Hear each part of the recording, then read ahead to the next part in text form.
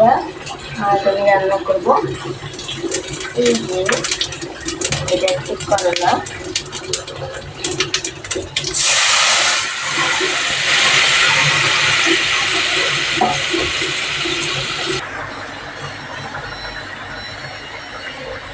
তো বন্ধুরা এটা চলো এবার দেখে নিয়ে যাক কীভাবে রান্না করি আমি। আজকের সকালটা খুব মিষ্টি সকাল ছিল, কত আইটেম রান্না করছে।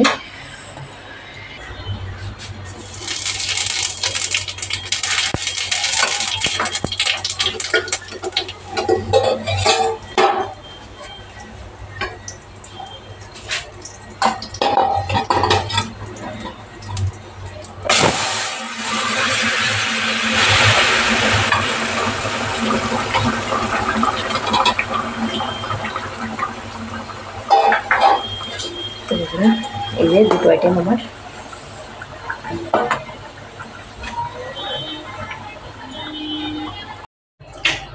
তো গুড মর্নিং বন্ধুরা, সকাল সকাল চলে এসেছি। আজকের আমি অনেক কিছু রান্না করব, সকালবেলা অনেক আইটেম আছে। তো প্রথমে গ্যাস জ্বালিয়ে নিয়েছি, চুলাতে তেল দিয়ে দেবো। আর এর পাশে প্যান জ্বালিয়ে নেব, ফ্রাই প্যান আছে এটাতে ভাজির জন্য। ফ্রাই প্যানটা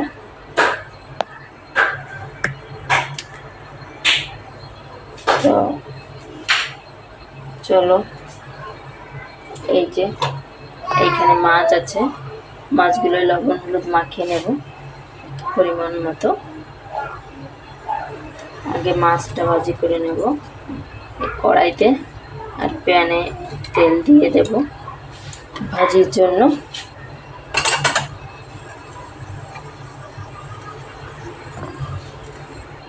তো বন্ধুরা কড়াইতে তেল দিয়ে দিয়েছি, মাছে লবণ হলুদ ছড়িয়ে দিয়েছি, এখন মাখিয়ে নেব। আর এটা প্যানে তেল দিয়ে দিয়েছি, সাদা তেল। এটা দিয়ে করলা ভাজি করব।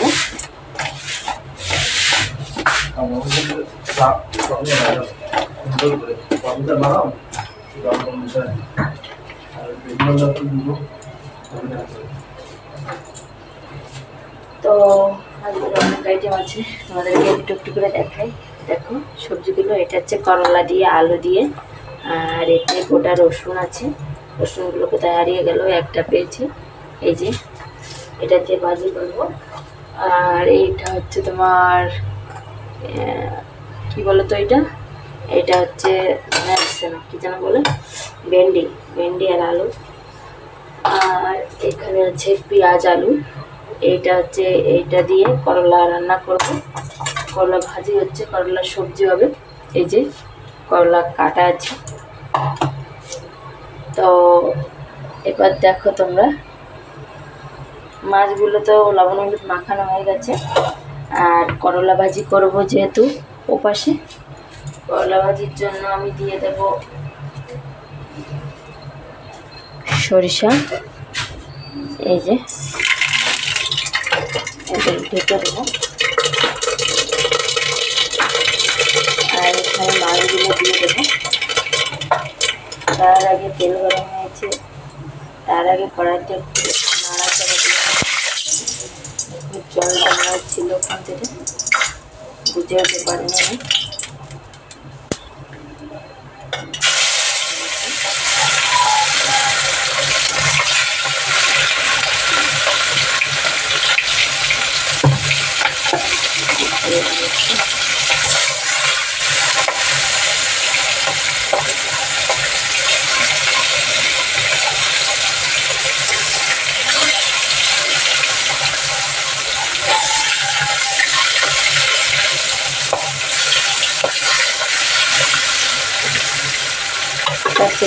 ভাজি দেবো। আর এ পাশে ইয়ে হয়ে গেছে, দেখো পুড়ে আসছিল। করলা দিয়ে দিলাম।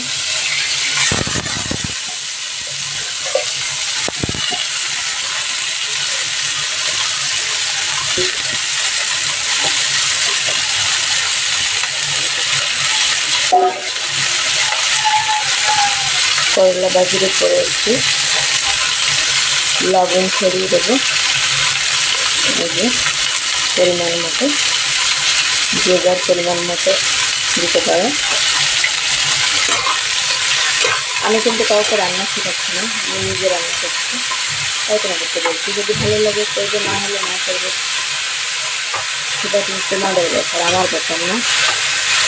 আমি রান্না যেমন করে করি তাই তোমাদেরকে একটু শেয়ার করছি, কাউকে রান্না করতে বলছি না। আমরা বাঙালিরা কী করে রান্না করে ভালো করছি। দুধটাও দিয়ে দেবো।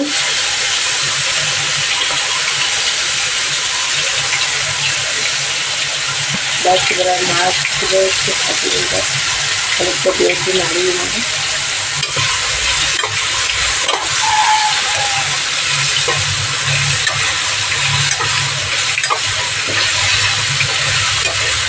এবার একটু লাগবে মনে হচ্ছে, কালারটা আসছে না।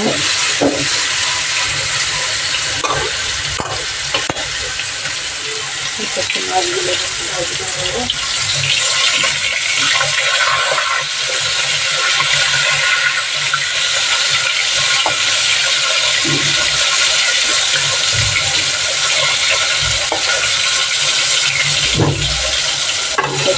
ছড়িয়েছি। তো বন্ধুরা, এর ভিতরে আবার একটু কফি খেতে হবে, তার জন্য এটা আমি নামিয়ে নেবো। ওটা ভাজি নেবো, আর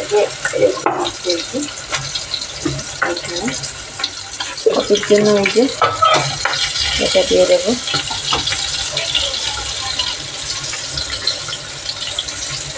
এটা একটু জল দিয়ে দেবো।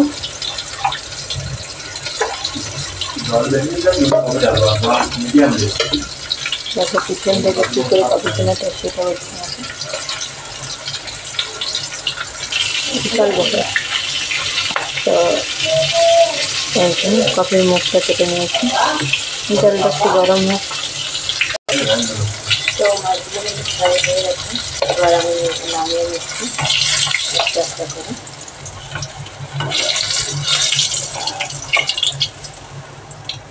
আর যেগুলো বাকি ছিল সেগুলো আমি দিয়ে দেবো।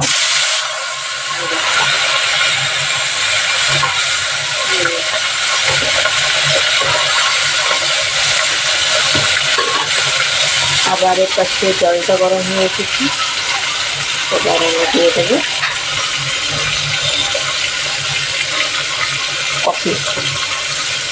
কফিটা লেগে থাকে, একটু ইয়ে করলাম।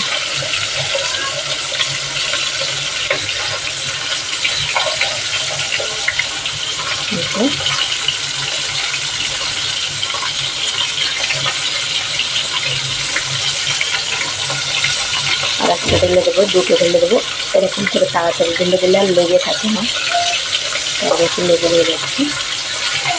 তো বন্ধুরা, এই প্রথমে মাছও ফ্রাই হচ্ছে, যেগুলো ফ্রাই হয়েছিল সেগুলো এই যে দেখো। তো এবার কফি ঢালার পালা। তো বন্ধুরা, কফি যেহেতু হয়ে গেছে, এবার ঢেলে নেবো আমি। আর এই চুলাতে আবার আমি প্যান বসিয়ে নেব। এই যে প্যানটা দিয়ে দিয়েছি, আর কফি ঢালছি দেখো কত একটু দেখা যাচ্ছে। ওইখানে দুটো গ্লাস নিয়ে নিয়েছে কাকার জন্য আর একটা বাবার জন্য। তো ওর জন্য বলেছিলাম কাকা কিনে খাই না, সেই জন্য এবং বাবার সাথে দিয়ে দেবো।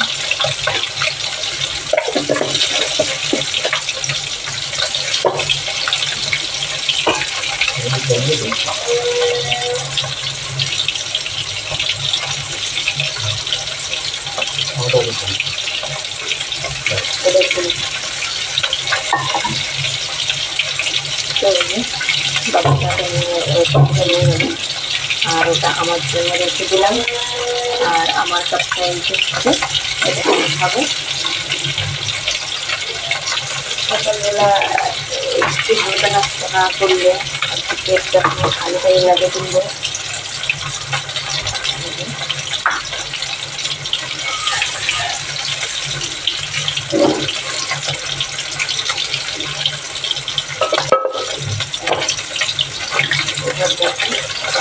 মাছগুলো একটু নিতে হবে, মাছটা দিয়ে কপিটা একটু চিনি দেবো আমি, কপিটা চিনিটা দেওয়া হয়নি এখানে, আমি চিনিটা দিয়ে দেবো।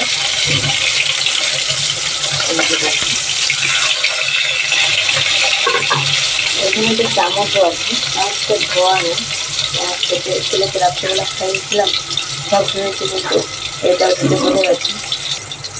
তো এই যে দেখুন বন্ধুরা, আমি এই চিনিটা দিয়ে দিচ্ছি কফির ভিতরে, চিনিটা রেখে দিলাম, কফিটা একটু দিয়ে নেব। এবার দেখতে পাচ্ছি আবার আমার মাছটা রেডি হয়ে গেছে।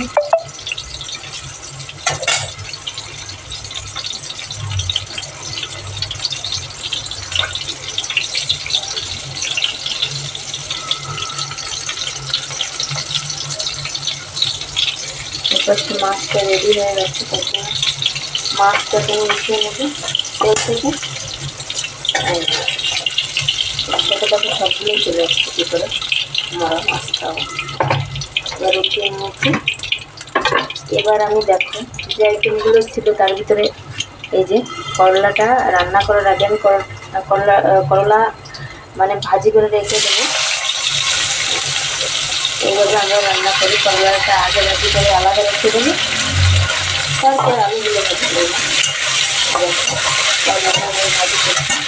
আবার এই পাশে আবার দেখো এই পাশে তিনটে দেবো একটু, ভাজিটা পুড়ে আসছে, এই দেখো।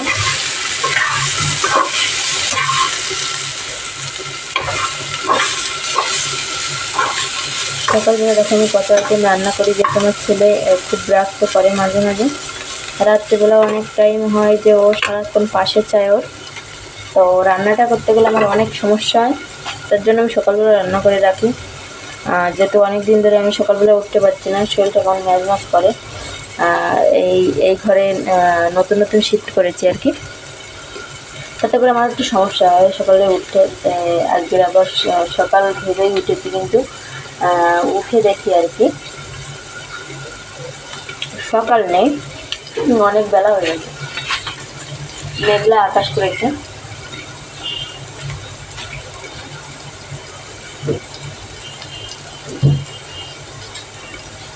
মেঘলা আকাশ আছে, তার জন্য আর কি বুঝতে পারছি না আমি যে সকাল নাকি একটু বেলা হয়ে গেছে, এটা বুঝতে আমার একটু সমস্যা হয়ে গেছে। বাবাও ভেবেছে যে আমি হয়তো সকাল সকাল উঠতে পেরেছি, বাবা খুব খুশি কিন্তু আজকে ছিল, যেহেতু আমি একটু লেট করে ফেলি।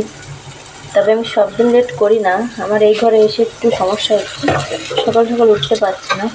তো বাবা বলছে তুমি অনেক সকালে উঠেছো আজকে। তারপরে হ্যাঁ গরিব কাটাতে দেখে যে আসলে সকাল নেই, বেলা হয়ে যাবে। যাই হোক, কলাটা আস্তে আস্তে করে আমার ভাজি হচ্ছে, ডালটা ফুল হাইতে আছে, আর এপাশে আমি আবার টোস্ট নিচ্ছি কফি খাওয়ার জন্য।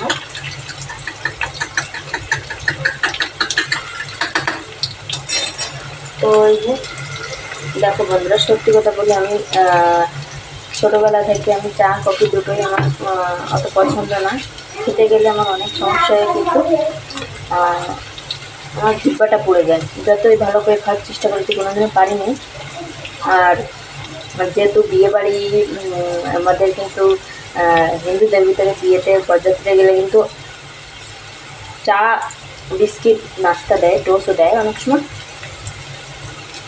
আমার লোকের ভিতরে লজ্জা লাগবে বিদায় এটা নিয়ে আমি খেয়ে যাই, কিন্তু আমি যদি চা খাই, আমার মনে করো সেদিন বরযাত্রী আমার পুরো অবস্থা খারাপ, ভাতগুলো আমি খেতে পারি না, আমার জিহ্বা পুরো যাবেই যাবে। আর অনেক টাইমে হয় যদি কারোর সাথে গল্প গুজব করি তবে আমি খেতে পারি, কারণ আমার গল্প আমি এই কারণে করি মাঝে মাঝে বিয়ে বাড়িতে, যাতে আমার চাটা ঠান্ডা হয়ে যায়।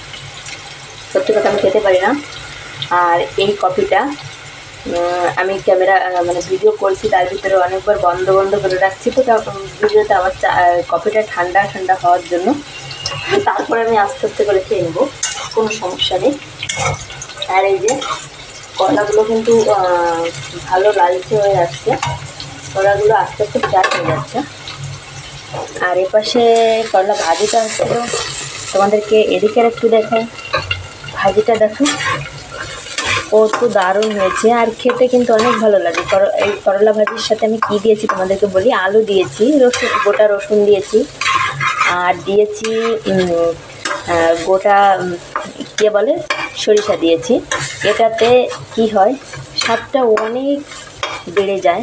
তোমরা একবার বাড়ি করে খেয়ে দেখো। আমি যখন আমার 1 বছর হতে চললো আমার ইউটিউব চ্যানেলটা আছে, তো আস্তে আস্তে করে আমার ইউটিউবে ধীরে ধীরে মেম্বার হচ্ছে। তোমরা আমাকে একটু সাপোর্ট করো, সাপোর্ট করলে আরেকটু এগোতে পারবো। তো তখনই আমি আমার তখন বেশি ছিল না, সাবস্ক্রাইব 100 ছিল না। তখন আমি একদিন একটা করলা ভাজি করেছিলাম। আগে অনেক ভিডিও করেছিলাম, কিন্তু দেখো থাম্বনেল বানাতে পারতাম না। তারপরে হঠাৎ করে একদিন মন হলো যে এটা আমি করবো না। তো তখন আমি কী করলাম, ভিডিওগুলো সব ডিলিট করে দিলাম। কিন্তু আমার যে ওয়াচ টাইমটা ওইটা থেকে গেল, সাবস্ক্রাইবগুলোর থেকে গেলো। আমি ভাবি না এগুলো মনে হয় হয়তো উড়ে যাবে, কিন্তু এটা না করে যাই হোক, কথা বলতে বলতে আমার এটা ভাজি হয়ে গেল। তো তারপর তোমাদেরকে বলি, তখনই আমি ওই সিদ্ধান্ত নিলাম। এখনই দেখি আমার আস্তে আস্তে করে গুটি গুটি পায়, বাচ্চারা যেমন হাঁটে আমার ঠিক তেমনই আস্তে আস্তে করে আমার ফ্যামিলিটা আস্তে আস্তে করে বড় হচ্ছে। তো আমি চাই তোমরা আমাকে অনেক ভালোবাসা দাও, ওটা দিয়ে আমি এগোতে চাই। আর নিজে গরিব মানুষ, সত্যি কথা, বড়লোক যদি হতাম তাইলে আমার একটা ইচ্ছে ছিল যে লোক রেখে আমি গরিব লোকদের কিছু সাহায্য করতে চাই। আমার সবসময় মনে হয় রাস্তাঘাটে যে ভিক্ষুকগুলো আছে, আমি সবসময় যাওয়ার পথে বাবাকে আমি কখনো ভিডিও বানিয়ে বাবাকে যাওয়ার পথে বলি যে এদের কিছু দেওয়া করুন। আর আমার কাছে যদি থাকে তো কথা আর বলার নেই বাবার সাথে, আমি গ্যাস আমি দিয়ে দিই। তবে আমি লোক বুঝে দিই যাদের দেখে একেবারে সঙ্গী চলতে পারছে না, যারা অনেকে অভিনয় করে রাস্তাঘাটে, তোমরা জানো কিনা আমি জানি না, অভিনয় করে। আমার এইখানে কালকে না পরশুদিন একটা ছেলে আসলে, আমি প্রথমে ভাবছি ও আসলেই ন্যাংরা। ওমা ওই ছেলের সাথে আমার যাই হোক বন্ধুরা, সেদিন ওই ছেলেটার সাথে আমার আর কি দেখা হলো। তো দেখি ও সুস্থ আছে, কিন্তু অনেক সময় অভিনয়গুলো এমন সুন্দর করে করে, টিভি সিরিয়ালের থেকে অনেক সুন্দর করে, ওরা বোঝাই যায় না একদম। আর এর পাশে দেখো কথা বলতে গেছিলাম, ওর কাছে একটা আন্টি দাঁড়িয়েছিল আমার, রাত্রেবেলা ইঁদুর মারা ওষুধ দিয়েছিলাম ওইখানে। তাই বলছে যে কি কোথায় কোথায় দিয়েছি, ইঁদুর খেয়েছে কিনা এইসব ছিল, তাই চলে গেছিলাম। দেখো কলা ভাজিটা একটু পুড়ে পুড়ে গেছে কথা বলতে গিয়ে, তো কোনো সমস্যা নেই। যাই হোক, ছেলেটা ভীষণ অভিনয় করে গেল আমার সাথে, আমি বুঝতে পারি না, আমি নয়, এখানে অনেক লোক দিয়েছিল ওকে পয়সা। এইখানে লোকগুলো এই বলছিল, ছেলেটাকে বলছিল যে তুমি কিছু করতে পারো না, তুমি তোমাদের জন্য আলাদা স্কুল আছে, যেহেতু তুমি প্রতিবন্ধী, তোমাদের সেই স্কুলে যেহেতু প্রতিবন্ধীদেরও চাকরি হয়, তোমারও হতো। তা সে আওয়া করছে, কথাই বলতে পারছে না, এমন ভাব করলো সে ছেলেটা। কিন্তু পরে দেখা গেল ছেলেটা সবজি কিনতে গেছে, ও স্টুডেন্ট ছিল হয়তো। দেখো আমি যে তার নামে খারাপ বদনাম করছি তা কিন্তু নয়, এমনও তো হতে পারে যে তার ফ্যামিলি তাকে চালাতে পারছে না, তাই নিজের লজ্জিত, তার জন্য সে পথে নেমেছে, এমনও তো হতে পারে। কাউকে না জেনে কারো বিষয়ে কথা বলাটা আসলে ঠিক না, আমি তার জন্য সরি। হয়তো তেমনও হতে পারে। আমার ওই দিন মনে হয়েছিল যখনই আমি গেছিলাম বাজারে, যখন বাজার থেকে আসি তখনই আর কি আমি ভাবতে ভাবতে আসছি, ওই যে আন্টিগুলো পয়সা দিয়েছিল, একটা আন্টি আমার সাথে বাজারে গেছিলো, ওই দিন বলছে ও দেখো ছেলেটা এইখান দিয়ে এই করে বেড়াচ্ছে, সবজি কিনছে। তো আন্টি বললো ছেলেটার সাথে আমি একটু কথা বলি। তো আমি বলছি না না আন্টি দরকার নেই কথা বলার, তার হয়তো ফ্যামিলি কোনো সমস্যা হতে পারে, হয়তো সে মানে তার ফ্যামিলি হতে পারে, তার মা বাবার সাথে সে যাওয়া থাকতে পারে, আর যেহেতু তার হয়তো বাচ্চা কাচ্চা থাকতে পারে, লজ্জাতে সে পথে নেমেছে। মুখে মাস্ক লাগানো, কিন্তু হঠাৎ করে তার কাশি পেয়ে গেল, সে হঠাৎ মাস্কটা খুলে নিল। তখন সেই ছেলেটাকে আমরা দেখেছিলাম। আর যেদিন আমরা বাজারে যাই তখন কিন্তু ওই ছেলেটা ওই ছেলেটা তখন মাস্কটা খুলে চলছিল। তো ওই দিন তাকে আমরা যদি না দেখতাম তাহলে কখনো আশ করতে পারতাম না যে সেই ছেলেটা। তা সেদিন তাকে দেখে ফেলেছিলাম আমরা। ও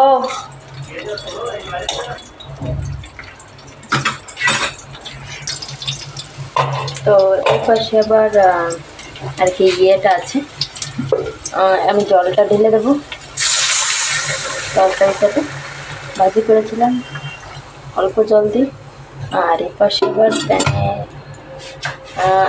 প্যানে তেল বসিয়ে দিয়েছি। দেখো এটাতে ছিল, তোমাদের বলতে ভুলে গেছি, এটাতে ছিল আলু ছিল, পেঁয়াজ ছিল, মরিচ ছিল। এটা ভাজি করে জল ঢেলে দিয়েছি তরকারির জন্য। আর এটাতে তেলটা দেওয়া আছে। এবার এটাতে আমি দিয়ে দেবো এই যে আমার কেটে রাখা ছিল ভেন্ডি। এটা আমি তারপরে জল ঢেলবো। এটাতে করলা ভাজি করেছিলাম প্যানটাতে, ওই তার ভিতরে একটু তেল ঢেলে এটা দিয়ে দিলাম। প্যানটা ধুয়ে নিয়ে কোনো সমস্যা নেই, একসঙ্গে যেতে। এইটার জন্য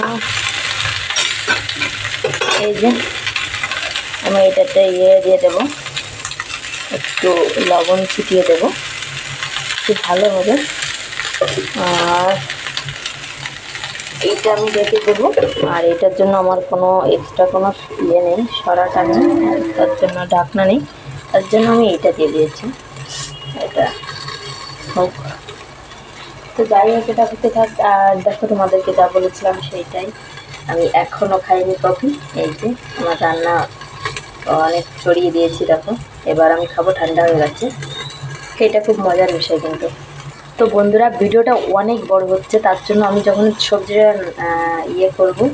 তৈরি করব তখনই তোমাদেরকে একদম পুরো নামানোর টাইমে আমি দেখাবো। অনেক বড় হয়ে গেছে, 21 মিনিট হয়ে গেছে ভিডিওটা। তা তোমরা দেখতে থাকো, যখন আমি তরকারিটা নামাই তখনই দেখাবো। যেহেতু আমি রান্না দেখাচ্ছি না, যে এমন না যে কোনো স্টাফ বাকি থেকে গেল, যে আমি তোমরা হয়তো বুঝতে পারলে না কেউ যদি আমার রান্না দেখে রান্না করো, এমন কোনো কিছু না। তাই আমি আর কি পাংখা বন্ধ করে কথা বলছি, এতে করে আমার কষ্ট হচ্ছে। আর এটা হতে থাক, আমিও রান্না করতে থাকি, তোমাদেরকে নামানোর পরে দেখাবো কী কী আইটেম রান্না করলাম। ততক্ষণ সাথে থেকো তোমরা। তো বন্ধুরা তোমাদেরকে ভেবেছিলাম দেখাবো না, তো আর একটু দেখো। এই যে দেখো আমি হলুদটা পরে দিচ্ছি, হালকা একটু সেদ্ধ হয়ে গেছে, তারপরে দিয়ে দিচ্ছি হলুদ। আর একটু দেখো মাছগুলো দিয়ে দিয়েছি।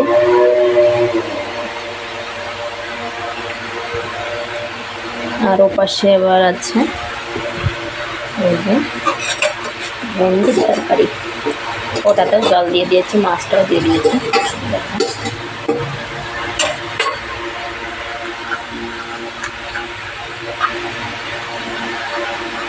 ওটাতে হলুদটা দিয়ে দিচ্ছি। ওটা মাছ মাখিয়েছিলাম, ওইটা দিয়ে একটু দিয়ে দিই।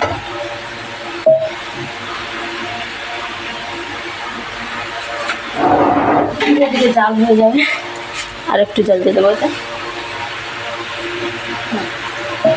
ব্যাস আমার হয়ে গেছে। এইখানে ঢালবো হলুদের কাজ। দেখো রোজ হলুদ আছে, ঢেলে নেবো একটু। হলুদটা এখানে ঢেলে নিয়েছি। আর এইখানে আছে মাছের সবজিটা, যেটা হলুদ দিয়েছিলাম না, এটা দিলাম। আর এটাতে তোমার যে করলা ভাজিটা করে রেখেছিলাম সেটা আমি দিয়ে দিয়েছি, যখন বলক আসে জলে তখনই আমি ঢেলে দিয়েছি। যখন মাছটা দিয়েছি তখনই কিন্তু করলাটা দিয়ে দিয়েছি। দেখো রঙটা চেঞ্জ হচ্ছে আস্তে আস্তে, কারণ তরকারি যে রূপসে ফিরে আসছে। ঘুরে দেখতে থাকো। তো বন্ধুরা আইটেমটা দেখো তোমরা, এটা হচ্ছে করলা ভাজি, এটা ভেন্ডির সবজি। আর তোমাদেরকে দেখাবো এটা হচ্ছে, আচ্ছা ওটা ভেন্ডির সবজি, আর এটা করলা ভাজি, আর এটা করলা সবজি। তো এই হচ্ছে আমার রান্নার যে। তো তো ভিডিওটা কেমন লাগলো অবশ্যই তোমরা জানাবে। ধন্যবাদ বন্ধুরা। আর যারা নতুন আমাকে সাবস্ক্রাইব আর যারা নতুন আছো তারা আমাকে অবশ্যই সাপোর্ট করো। আর ভালো না লাগলে করার দরকার নেই। আর যারা দেখো আমার ভিডিও প্রতিদিন তাদেরকে অসংখ্য ধন্যবাদ। অবশ্যই লাইক, কমেন্ট, শেয়ার এবং সাবস্ক্রাইব করবে। ধন্যবাদ বন্ধুরা।